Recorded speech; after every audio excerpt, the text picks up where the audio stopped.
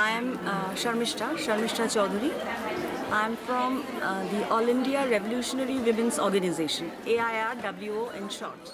What you told us during the workshop, that women are put forward in the struggle, but later, after the struggle is finished, they are put in a backwards. So tell us how you solve it.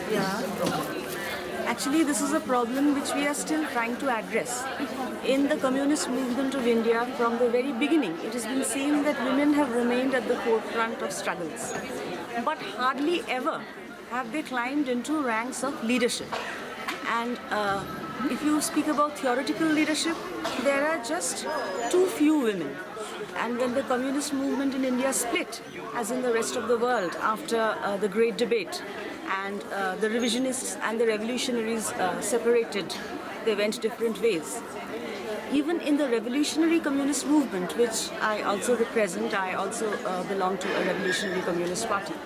Even in the revolutionary communist movement, it was seen that women inevitably remain much behind. It became a norm of kinds that the husband, in the family, the husband would be the party whole-timer, who would work the whole time for the party, and the woman would do a job to support the man. So maybe both of them had entered politics, revolutionary politics, as students. Both of them had fought together as students. They had faced the police together as students. They had gone to jail together. But once that was over, when it was time to settle down, it was inevitably seen that the man became the leader of one of the leaders of the party, while the woman became a very much second-rank leader because she had to go for a job to sustain her husband. So this is one of the very important problems which we are facing. Our party is trying to address this. We are trying to encourage women to come into positions of leadership, and we are trying to implement the party wage system so that the man who is a party full-timer does not have to depend on his wife to make ends meet, so that the party can give him wages and the wife too can be a whole-timer. And it will be up to the party to look after both of them. We are trying to work out the system in our party, and we have achieved, I can say, some measure of success. But the fact remains that this is an overwhelming feature throughout the revolutionary movement in India. Okay, thank you very much.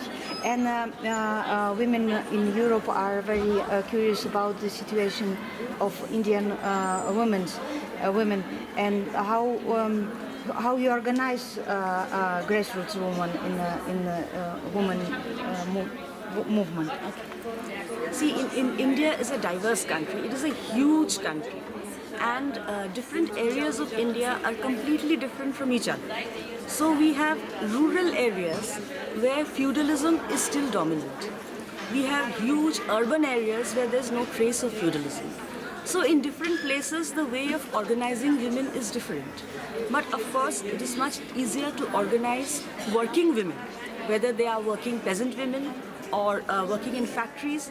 It is always easier to organize working women because of the direct exploitation they face at the workplace. And in recent years, we have seen a new phenomenon in India.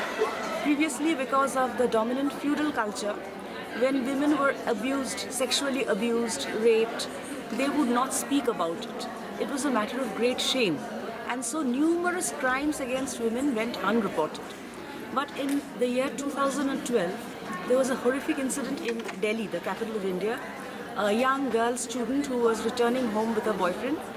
She was raped brutally in a bus, and the rape was so brutal that iron rods were inserted into her vagina. And she died after a few days. And that incident generated a huge outpouring of public anger.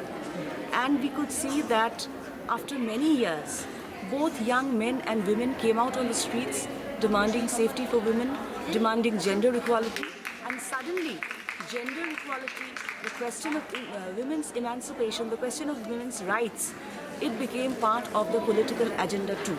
Now, as the situation stands, although there are horrific crimes against women all across the country, and we can say that the number of crimes are increasing, the situation is also that there is an increased awareness against these crimes, an increased gender consciousness among the ordinary people. This is the positive outcome, and we hope, of course, the revolutionary movement is very weak. We hope as the revolutionary movement strengthens, as it intensifies, and with imperialism becoming what it is, we are sure that the revolutionary movement is going to gain momentum. We hope the women's movement too, the revolutionary women's movement too, will gain movement with that. Okay, thank you very much.